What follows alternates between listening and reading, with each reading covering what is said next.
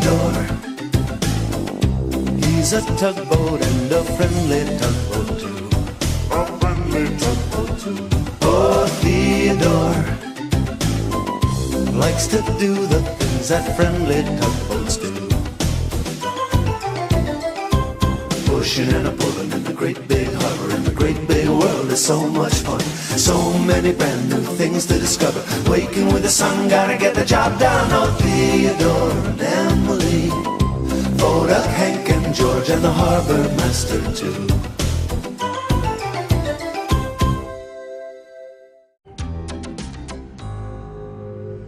Hank and Foduck were just floating along one lazy afternoon when Hank said, "Foduck, what's the deepest place in the whole world?"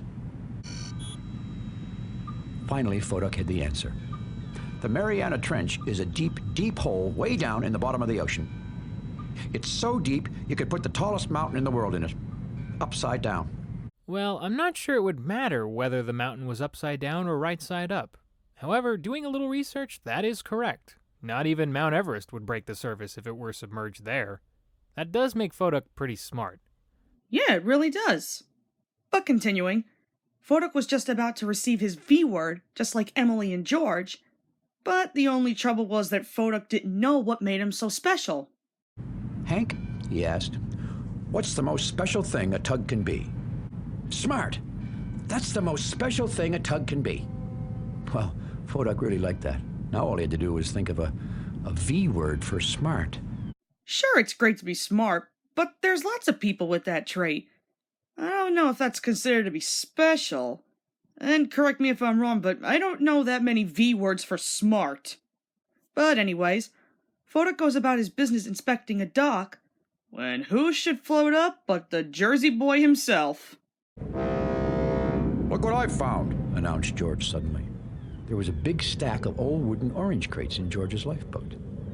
George vroomed his engine proudly. And that was when Foduck noticed a few sparks flying out of George's smokestack. "George, you better have your engines checked," he said. "Oh, what's a couple of little sparks to the world's toughest tug?" How about for your own safety, Georgie boy?" Yeah, George, I don't really think that's a good idea for you to do. Sparks shooting from your stack is definitely not a good sign. The fact that Foduck notices these things is important because it seems like he has a much better eye for catching possible future problems. Agreed. But anyway, just as he did with Hank, Foduck then had to ask George what he thought makes a tug so special. "George, what do you think is the most special thing a tug can be?" "That's easy," roared George. "Strong." Well, Foduck thought to himself, Hank said smart, and now George said strong. I wonder which is the most special thing to be. Well, given how there are ridiculously strong people in the world, I guess that's a pretty passable thing to make a few folks special. Anyways, while Foduck is helping Emily move a ship, he still has this puzzling question on his mind, and then asks her for her advice on what makes a tug so special. "Emily, is being strong the most special thing a tug can be? Or is it being smart? Being a good worker," she called out. "That's the most special thing a tug can be." Anyone can be a good worker. Wouldn't necessarily say that's a special trait. But moving on from that again, with Foduck still puzzled about what makes him so special, who turns up but Theodore? And I think you already know what's about to happen. "Theodore, what do you think is the most special thing a tug can be?" he asked. "I know," said Theodore. "A team working together. George and Emily work together as the two pullers, and Hank and I work together as the two pushers, and you're the... But I usually work alone, Theodore." "All by myself," thought Foduck sadly. I guess you could say being part of a team can make you feel special at times. At least you know you're wanted by others and you can be a big help. But even so, Foduck just couldn't make up his mind. Part of a team? Oh, that's another thing that's special for me to be. But which one is the most special for me? That evening, all the tugs were at the great ocean dock, snug as water bugs in a jug. All except for one. Foduck was just floating quietly by himself. "What's the matter, Foduck?" called Emily. "Oh, I'm just making sure everyone is tied to the dock," answered Foduck. He always made sure the other tugs were safe and secure before he went to sleep. That's nice. It's almost like Foduck is this matured older brother to the rest of the crew. Meanwhile, George is sleeping, still carrying his old orange crates. Why? What kind of value do they have for big old George? I'm really not sure. But after the tugs settle down for the night, Foduck can't sleep and he continuously thinks about not only what his V-word should be, but what all of his friends had told him about being a special tug. But all of that wouldn't matter with what was about to happen next. He noticed something shiny, and it seemed to be coming from George. And then he saw a terrible sight. Fire. Now, it's a good thing that Foduck has special equipment to fight fires. And with his special siren on full blast... "Help!" cried George. "Help! My lifeboat's on fire! My lifeboat's on fire!" he shouted. As big and strong as he was, George couldn't put out a fire by himself. Emily and Hank were afraid to get too close. Of course, tugs aren't supposed to go near fires. Understandably so. Fire is always dangerous if not under control. But this is why Foduck's here. Forget having a timely response, the Big Harbor's first responder's already there. But apparently all the other tugs kind of forgot that. I don't know how, though, with one of their friends wearing a Gigundo fireman's helmet.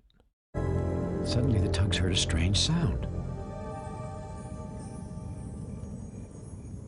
"Hey," said Hank. "It's snowing." "Snow?" said Emily. "In the summer?" Sure enough, it seemed like snow was falling from the sky. Then the tugs saw that the snow was coming from Foduck. "Yay!" shouted Hank. "Foduck to the rescue!" Soon Foduck's special spray had the fire completely out. "Hooray!" shouted Theodore. "George is saved!" Foam would do the trick, but that's usually used for flammable liquids. Since the crates are made of solid materials, water would have done just fine. And I don't know about what's on the water, though. The quote-unquote foam there looks more like coconut shavings. Either way, Foduck had the situation under control. George even aged 50 years in the midst of the excitement because he panicked so hardcore. What a wuss. It's obviously a little unrealistic that it perfectly happened like that, since George was also facing the other way. But it's still a funny and cute gag. It is pretty funny seeing George covered in the foam like that. But after all the excitement, the following day the tugs, dispatcher, and pilot boats all gather at the Great Ocean Dock, and the tugs notice that Foduck has a big cloth on his back, which has George concerned the most. George was worried that Foduck might have been hurt fighting the fire, and George knew the fire had been his fault. "I know I should have listened when Foduck told me about those sparks," he said sadly. "That was very careless of you, George," said the dispatcher in a stern voice. Then the dispatcher turned to Foduck. "We've just finished putting on Foduck's new V-word," announced the dispatcher. The tugs all held their breath as the cloth was taken off. And they all gasped when they saw the beautiful bright letters of Foduck's new name catch the morning sunlight. Emily was the first to read it. "Foduck the Vigilant," she said. "But what does vigilant mean?" asked Hank. "It means someone who's always watching out for others," announced the dispatcher. "Just like Foduck." Aw, see, now that's the perfect word for Foduck. I'm all for that too. It's what Foduck has and will be hopefully going forward, especially for a fire tug. One is always supposed to be aware of their surroundings. He showed off his skills here in practically every scene. Well, except for one thing that he might have missed. Then Foduck noticed that the tugs were giggling. "It's so funny," he wondered. Well, Foduck hadn't been watching when the big white seagull had set down, right there on its brand new, very special name. And that concludes Foduck the Vigilant. So Nick, what did you think about this episode? This episode was a great introduction to Foduck. There were several good scenes here because it shows that while Foduck is a smart, hard-working, and strong tug, he still was unsure about his purpose. Thankfully, the dispatcher knew what Foduck's V-word was.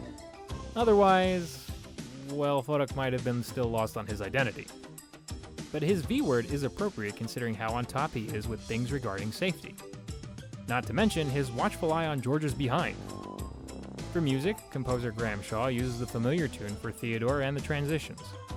As for visuals, seeing the sparks fly out of George's blowhole looked funny, only because an exhaust shouldn't be shooting sparks to begin with. Then there was the fire on George's lifeboat. Props to the crew for actually putting a live fire on their models. That can be hazardous and potentially damaging.